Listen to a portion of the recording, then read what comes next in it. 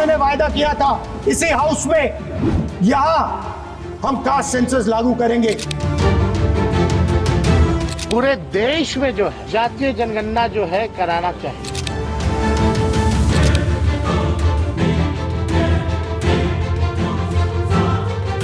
जब कभी भी हम लोगों को मौका मिलेगा तो जाति जनगणना कराने का काम हम लोग करेंगे।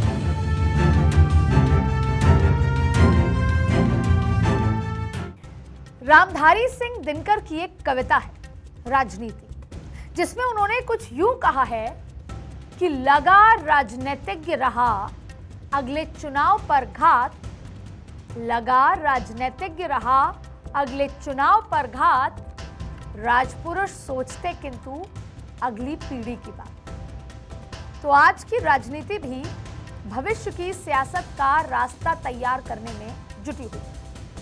जहां तक कल कोई मुद्दों से मालामाल था, लेकिन आज किसी ने ऐसा दांव चला कि अब कोई और अमीरी के ख्वाब देख रहा है। और ये अमीरी नोटों वाली नहीं, वोटों वाली है। नहीं समझे?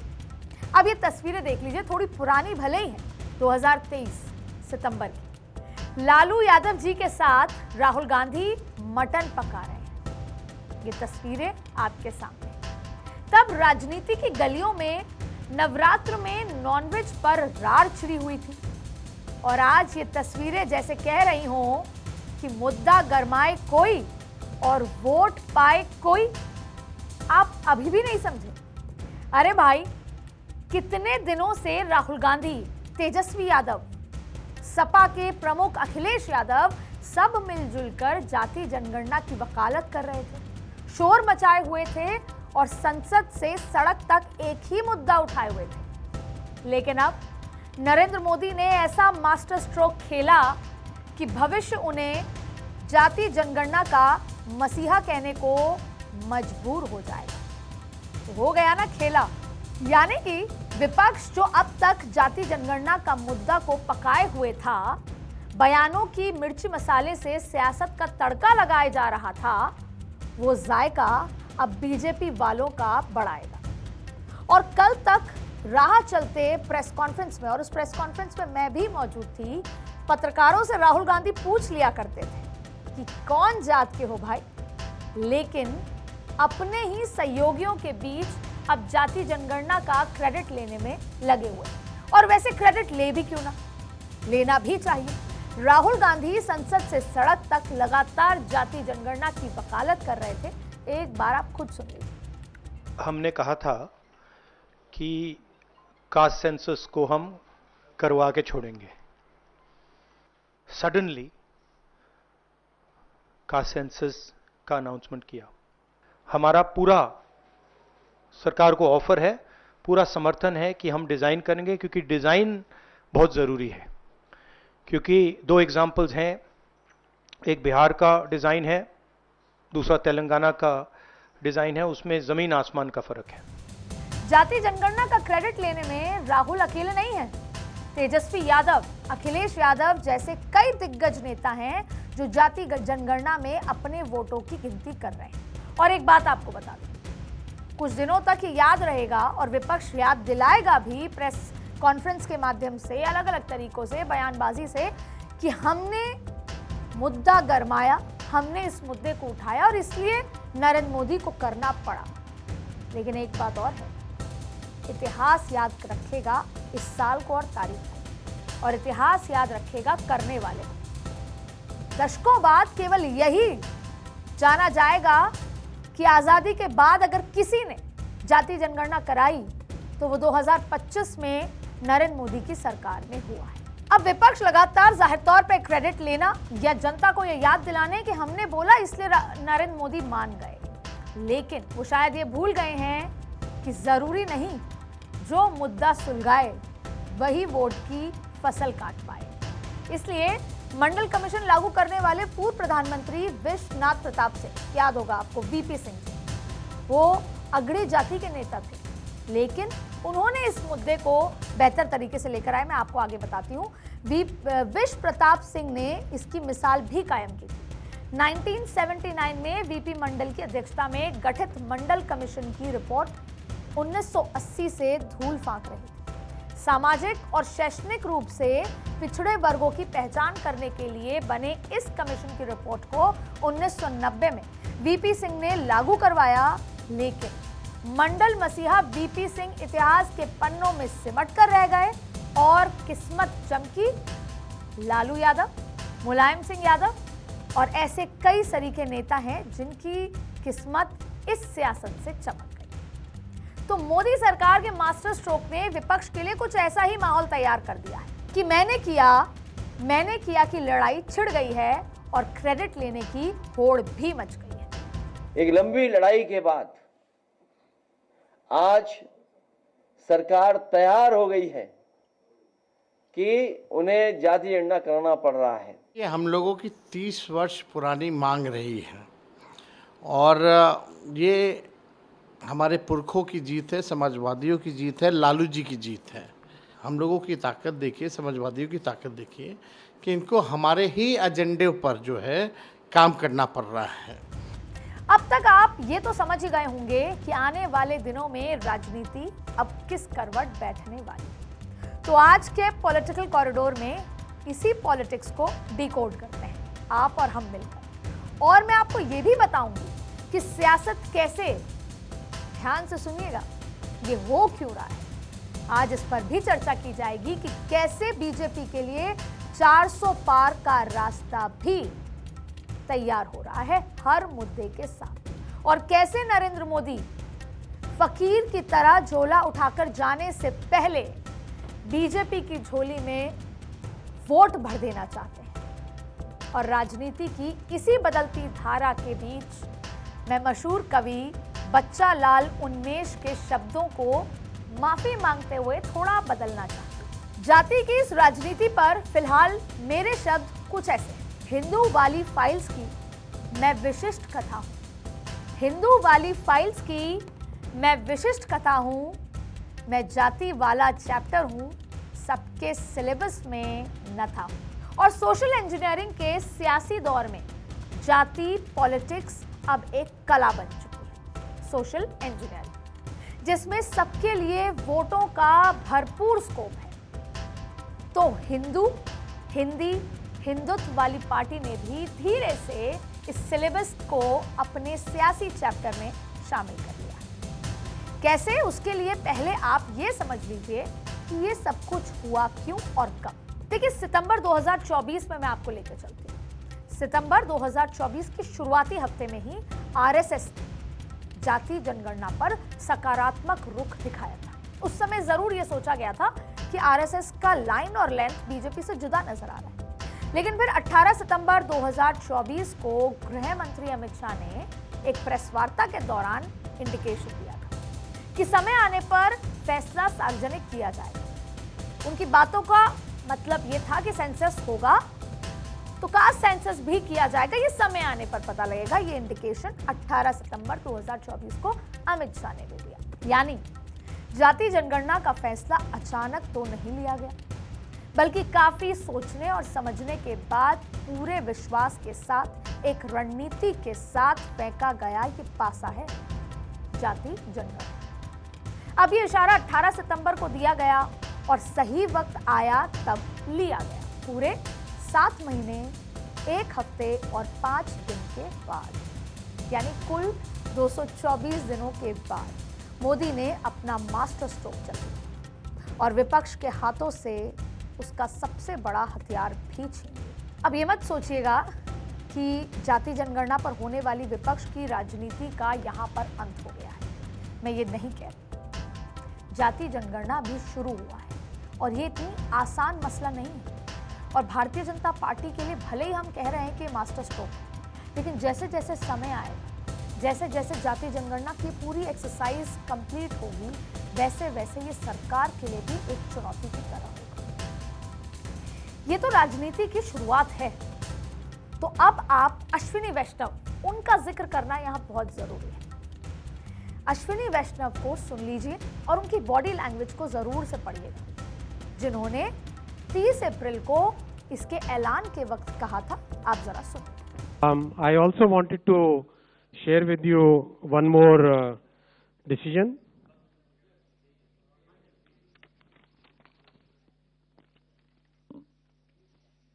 आज दिनांक 30/4/2025 के दिन प्रधानमंत्री श्री नरेंद्र मोदी जी के नेतृत्व में राजनीतिक विषयों की कैबिनेट समिति ने यह निर्णय लिया है कि जातियों की गणना को आने वाली जनगणना में सम्मिलित किया जाए। यह इस बात को दर्शाता है कि वर्तमान सरकार देश और समाज के सर्वांगीण हितों और मूल्यों के लिए प्रतिबद्ध है। 30 तारीख को जब अश्विनी वैष्णव ने जाति जनगणना कराने का फैसले का ऐलान किया तो उनका अंदाज काफी अलग था, हमेशा से अलग। मैं उस प्रेस कॉन्फ्रेंस में कैबिनेट की जब ब्रीफिंग होती है वहां मौजूद होती हूं। इस बार अश्विनी वैष्णव अपनी प्रेस कॉन्फ्रेंस में 1 घंटे देरी से आए। पहले समय बताया गया था 3 बजे का, लेकिन फिर प्रेस कॉन्फ्रेंस 4 बजे, 4 बजे के आसपास प्रेस कॉन्फ्रेंस शुरू होती है। अब आमतौर पर अश्विनी वैष्णव जब सरकार के फैसलों की जानकारी देते हैं या कैबिनेट की ब्रीफिंग होती है तो उनके हाथ में एक फोल्डर होता है या फिर उनके सहयोगी के हाथ में वो फोल्डर होता है, लेकिन 30 तारीख को वो फोल्डर नहीं था। तो पहले तो उन्होंने सरकार के अलग अलग फैसलों की जानकारी दी। सबको ये लगा कि बात यहीं खत्म हो गई, लेकिन तभी उन्होंने धीरे से जेब में से 2 पेपर्स निकाले, वो पर्चियां निकाली, कागज निकाले और कहा कि एक और घोषणा बाकी है और जाति जनगणना के सरकार के फैसले के बारे में बड़ी आसानी से, सहजता से देश को सूचित कर दिया।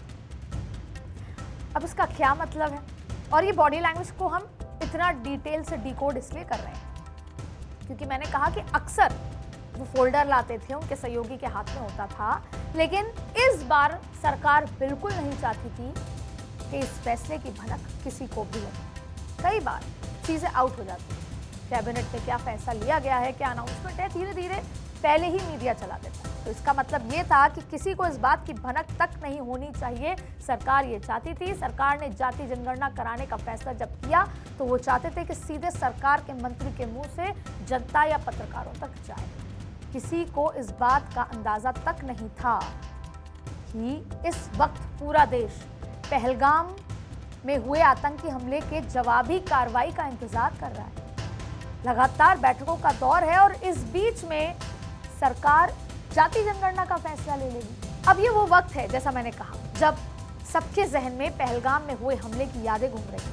किसी ने भी जाति जनगणना के बारे में सोचा तक नहीं था। आपको याद होगा या मैं याद दिला दूं कि 30 अप्रैल को प्रधानमंत्री ने 4 बड़ी बैठकें ली। 29 अप्रैल को प्रधानमंत्री ने और बड़ी बैठकें ली। लगातार पहलगाम पर बैठकों का दौर चल रहा था। अब 30 अप्रैल को देखिए कौन कौन सी बड़ी बैठकें। पहले तो कैबिनेट कमेटी ऑन सिक्योरिटी, ये बैठक थी और हम कह रहे थे कि पहलगाम हमले के बाद ये दूसरी सीसीएस की बैठक है, शायद कुछ बड़े स्ट्राइक्स पाकिस्तान के लिए हो सकते हैं। फिर दूसरी कौन सी बैठक हुई, ये महत्वपूर्ण है, cabinet committee on political affairs की बैठक हुई। ये भी एक बेहद महत्वपूर्ण बैठक थी। फिर तीसरा cabinet committee on economic affairs की बैठक हुई और चौथी कैबिनेट की बैठक जिसको हम सुपर कैबिनेट बता रहे हैं। इन सभी को पहलगाम हमले से जोड़कर भी देखा जा रहा था। जाहिर तौर पर इन बैठकों से पहले प्रधानमंत्री मोदी से 1 दिन पहले देर शाम मोहन भागवत की मुलाकात होती, लेकिन ये थोड़ा असहज सा था कि अगर पाकिस्तान पर एक्शन प्लान बन रहा है तो उसमें मोहन भागवत क्यों जा रहे हैं या उस बीच में मोहन भागवत प्रधानमंत्री से क्यों मिल रहे हैं। लेकिन फिर भी जोड़कर देखा गया। लेकिन अब समझ आता है कि माजरा ये था जो अब समझ में आया, जिसकी पटकथा लिखने की शुरुआत 30 अप्रैल को हुई cabinet committee on political affairs यानी सीसीपीए की बैठक में। क्यों? क्योंकि ये वो सीसीपीए की बैठक थी जिसमें टीडीपी के कोटे से एनडीए सरकार में मंत्री राम मोहन नायडू मौजूद रहे और उनके साथ हम पार्टी के अध्यक्ष और केंद्र में एमएसएमई मंत्री जीतन राम मांझी भी इस बैठक का हिस्सा थे। माना जा रहा है कि बीजेपी के सहयोगी दलों के इन दोनों नेताओं ने जाति जनगणना की मांग उठाई और न सिर्फ इन्होंने, एनडीए के जितने भी सहयोगी दल हैं बीजेपी के, उन्होंने लगातार लंबे समय से इसकी मांग उठाई थी, जिसमें अपना दल की अनुप्रिया पटेल है और नीतीश कुमार पहले से ही, जेडीयू के नीतीश कुमार पहले से ही सरकार पर इसके लिए दबाव बना रहे थे। और इसकी मांग को देखते हुए प्रधानमंत्री नरेंद्र मोदी ने देखा कि शायद यही समय है और सही समय। जाति जनगणना के इस फैसले के लिए यही समय कैसे सही है और विपक्ष से अभी ये मुद्दा छीनने के पीछे क्या रणनीति है, इसको समझने के लिए इस फैसले की गहराई में उतरना होगा। और ज्यादा नहीं, बस कुछ ही महीने पीछे चलिए और राजनीतिक हलचल पर आप थोड़ी नजर डालिए। हरियाणा, महाराष्ट्र, दिल्ली के विधानसभा चुनाव में वोटर्स ने बीजेपी को झोली भर भर कर वोट दिया। इसके पीछे वजह थी लोकसभा चुनाव में आरक्षण को लेकर विपक्ष के बनाए नैरेटिव को तोड़ने के लिए बीजेपी की रणनीति, जिसे कहते हैं माइक्रो मैनेजमेंट। बीजेपी ने काफी तैयारी के साथ अपना कोर्स करेक्शन किया। इसी की मिसाल थी कि हरियाणा में 20% एससी कोटा लागू किया गया, कैटेगराइज किया गया, और ये सब करके बीजेपी ने अपनी इमेज ऐसी बनाई थी कि वो आरक्षण के खिलाफ तो नहीं है, जो विपक्ष नैरेटिव बना रहा था। और अब आरक्षण को लेकर विपक्ष जिस जाति जनगणना का सबसे बड़ा दांव चल रहा था, वो मुद्दा भी बीजेपी ने पूरी तरीके से छीन लिया है। अब इसका असर कितना बड़ा होगा, इसको समझने के लिए जाति का गणित समझना बहुत जरूरी है। माना जाता है कि देश में लगभग 20% आबादी जनरल है, 25% शेड्यूल कास्ट एससी, और इसी तरह अनुमान यह है कि शेड्यूल ट्राइब्स की करीब 9% आबादी है और 36% के आसपास ओबीसी जाति है। हालांकि देखिए, सभी आंकड़े अनुमानित आंकड़े हैं, क्योंकि आज़ाद हिंदुस्तान में जाति आधारित आंकड़े कभी उस तरीके से जारी हुए ही नहीं। अब देखिए, 2010 में यूपीए के दलों ने जाति जनगणना कराने की मांग की, और इससे पहले मई 2010 में आरजेडी, सपा, डीएमके, जेडीयू और ओबीसी समुदाय से आने वाले बीजेपी के कुछ सांसदों ने जाति जनगणना कराने की मांग भी की थी। इन दलों की इस मांग पर तत्कालीन गृह मंत्री पी चिदम्बरम ने संसद को बताया कि जाति जनगणना कराने में लॉजिस्टिक्स से जुड़ी कई दिक्कतें हैं, कई तरह की पेचीदगियां और व्यवहारिक दिक्कतें हैं। अब देखिए, चिदम्बरम ने संसद को जातिगत जनगणना और जनगणना के बारे में फर्क भी समझाया। फिर चिदम्बरम की दलीलों और तर्कों से यूपीए के ही जो दल थे वो सहमत नहीं हुए। वे सरकार पर दबाव भी बनाते रहे। उनका यह दबाव रंग लाया और फिर मनमोहन सिंह की सरकार ने वित्त मंत्री प्रणब मुखर्जी की अगुवाई में जीओएम यानी एक मंत्री समूह का गठन भी किया, और इस मंत्री समूह को जिम्मेदारी दी गई थी कि वो ये देखें कि जाति जनगणना कराया जा सकता है कि नहीं कराया जा सकता। और इस सुझाव पर कैबिनेट ने सितंबर 2010 में अलग से एक सामाजिक आर्थिक जाति जनगणना कराने का फैसला किया। इस सामाजिक आर्थिक जाति जनगणना यानी कि एसईसीसी पर करीब 4,900 करोड़ रुपए खर्च किए गए। हैरान करने वाली बात यह रही कि इसमें जाति जनगणना का डेटा को शामिल नहीं किया गया। हालांकि बीजेपी ये कहती है कि कांग्रेस ने वो आंकड़े अपने फायदे के लिए जारी नहीं किए, और कांग्रेस का ये दावा है, ये दलील है कि बीजेपी ने आंकड़े जारी नहीं करने दिए, क्योंकि तब तक एनडीए की सरकार आ गई थी। लेकिन अब जो जनगणना होगी उसमें जातियों के गणित का चैप्टर भी खुलेगा, क्योंकि जो सेंसस होगा उसमें एक बॉक्स है जिसमें आपको टिक करना होगा कि आप किस जाति से, और आंकड़ों की सच्चाई भी अब सामने आएगी। लेकिन यहां भी एक सवाल उठता है कि आंकड़े सामने आएंगे तो सबका साथ और सबका विकास वाली उसी बात का क्या होगा। 2011 की जनगणना के अनुसार देश में 121 सीआर यानी 121 करोड़ की आबादी है, जिसमें 79.79% हिंदू थे, 14.22% मुस्लिम, 2.29% ईसाई, 1.72% सिख और 0.69% बौद्ध और 0.36% जैन धर्म के लोग थे। लेकिन जब इस आंकड़े को जातियों में बांटा जाता है तो बहुत कुछ बदल जाता है। हिंदुओं में 28% जनरल, 25% एससी, 10% एसटी और 36% के आसपास ओबीसी निकल कर आ जाते हैं। और इसी तरह मुस्लिम आबादी में जनरल 46%, 4% एससी, 3% एसटी और 43% के आसपास ओबीसी मिल जाते हैं। अब इस आयु की बात कर लें। 22% जनरल, 33% एससी, 24% एसटी और 17% के आसपास ओबीसी मिलते हैं। फिर सिख जनरल आ जाते हैं 46%, 46%, 47% एससी, 1% एसटी और 4% के आसपास ओबीसी। और साथ ही बुद्धिस्ट और जैन के आंकड़े भी आपके सामने।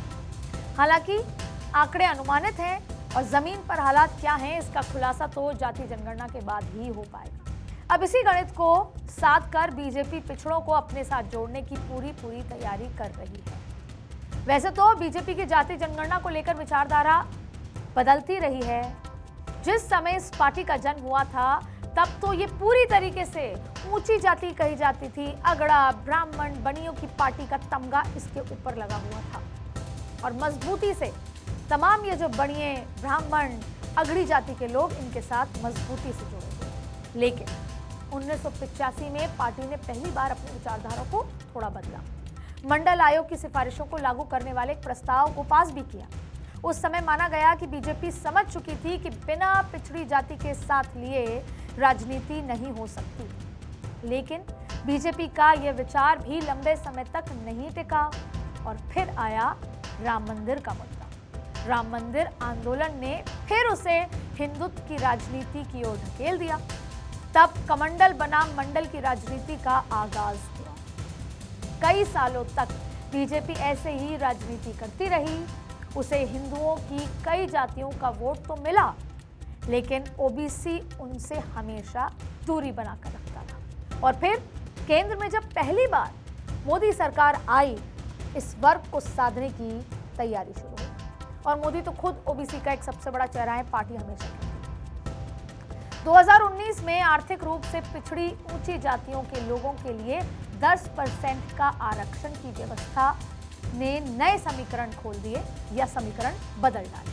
अब बीजेपी ओबीसी वोटरों के बीच में खासा लोकप्रिय हो चुकी है। यानी याद करिए जरा, 2024 के लोकसभा चुनाव के बाद प्रधानमंत्री मोदी की जो ताजपोशी हुई। वैसे तो प्रधानमंत्री मोदी जवाहरलाल नेहरू के बाद दूसरे ऐसे नेता थे जो लगातार तीसरी बार चुनकर प्रधानमंत्री बने। लेकिन ये बहुत महत्वपूर्ण बात है और इस बॉडी लैंग्वेज को समझने की जरूरत है और उसके से जुड़ी आगे की राजनीति। जब शपथ ली जा रही थी, दिल में 400 पार सीट ना जीत पाने की एक टीस उनके चेहरे पे साफ नजर आ रही। भले ही प्रधानमंत्री नरेंद्र मोदी ने खुद कभी अपने मुंह से 400 पार की बात नहीं कही, लेकिन बीजेपी का शुरुआत से यह नारा जरूर था। तो नरेंद्र मोदी ने 400 पार जाने का रास्ता कैसे तैयार किया, अब ये भी समझिए। शुरुआत में हमने इसका जिक्र आपसे किया। कल तक 80-20 की राजनीति करने वाली पार्टी अब 100% पर दावेदारी करना चाह रही है। कैसे, अब वो भी समझिए। मान लीजिए कि वोटों की थाली है एक, जिसमें 80% हिंदू वोटर्स हैं और 20% मुस्लिम वोटर्स। अब वक्फ कानून के लिहाज से हम 20% का पहले जिक्र करते हैं। पहले एक कट्टरवादी इमेज विपक्ष ने खड़ी की कि भारतीय जनता पार्टी हिंदुत्व वाली पार्टी है, हिंदुओं के लिए राजनीति करती है। लेकिन फिर नरेंद्र मोदी ने इस नैरेटिव को बदला। वक्फ कानून, ट्रिपल तलाक, हज के दौरान महरम की अनिवार्यता को खत्म कर देना और वक्फ में खास तौर पर महिलाओं के सशक्तिकरण का जिक्र करना और ऐसी तमाम चीजें नरेंद्र मोदी ने मुस्लिम महिलाओं को अपना मुरीद बना लिया। अब जाति जनगणना का जिक्र करते हैं, जो हमने 80% हिंदू वोटर्स आपको बताए। देखिए 2019 में वो एकजुट हुए और 303 सीटें आई भारतीय जनता पार्टी में, लेकिन 2024 में ऐसा नहीं हो पाया। इसका ये मतलब है कि हिंदू वोटर्स कहीं ना कहीं स्प्लिट हो गए। तो अब जाति जनगणना के जरिए अब वो हिंदुओं में सबसे बड़ा जो वोट बैंक है यानी ओबीसी को पूरे तरीके से अपने साथ लाना चाहते हैं। वो जरा सा भी ये मौका नहीं देना चाहते कि एक बार फिर 2029 में ऐसा ना हो कि हिंदू वोटर एकजुट ना हो पाए। जब राष्ट्रवाद वाली फीलिंग थी 2019 में तो 303 छप्पर फाड़ के वोट आए। तो अब भारतीय जनता पार्टी क्या तैयारी करे? एक तरफ जाहिर तौर पे देश भर में राष्ट्रवाद की जो फीलिंग है वो भारतीय जनता पार्टी ने कूट कूट के भर दी है। तो वो एक अलग वोट बैंक है जो छिटक ही नहीं सकता। फिर एक हिंदू सेंट्रिक वोट बैंक है, वो भी नहीं छिटक सकता। फिर भारतीय जनता पार्टी ने देखिए एक सॉफ्ट, भले ही मुस्लिम वोट दे या ना दे, एक सॉफ्ट नैरेटिव को आगे बढ़ाया है, अपनी इमेज को सॉफ्ट करने की कोशिश की, भले इंटरनेशनल मार्केट की वजह से की हो या वोटर्स के अंदर या लोगों के अंदर एक सेंटिमेंट। और इसी के साथ उन्होंने क्रिश्चियंस को भी साधा है। अगर आप गौर से पिछले 8 महीने साल भर का नरेंद्र मोदी का वर्किंग स्टाइल देखेंगे तो दूसरे माइनॉरिटीज को भी साधा है, जिसमें क्रिश्चियन, खासतौर पे वक्फ के लिहाज से।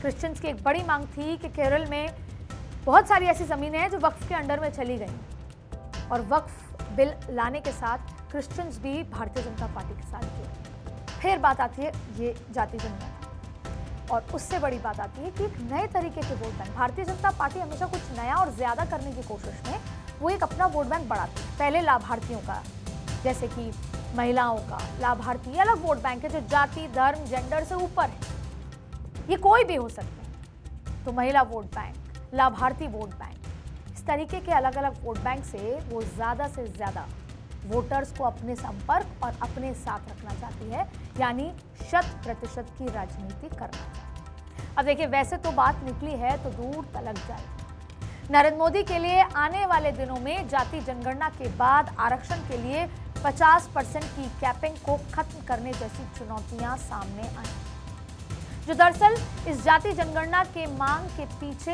असली मकसद है। और अगर नरेंद्र मोदी ने उसे भी साध लिया तो 2029 में उनके लिए 400 पार जाने का सपना सिर्फ कल्पना भर नहीं रह जाएगा। और जैसे कि नरेंद्र मोदी कहते हैं कि वो तो फकीर हैं, झोला उठाकर चल देंगे, पर जाने से पहले बीजेपी की झोली वोटों से भर देंगे। आज के पॉलिटिकल कॉरिडोर में बस इतना ही। देश दुनिया की बाकी खबरों के लिए बने रहिए भारत 24। नमस्कार।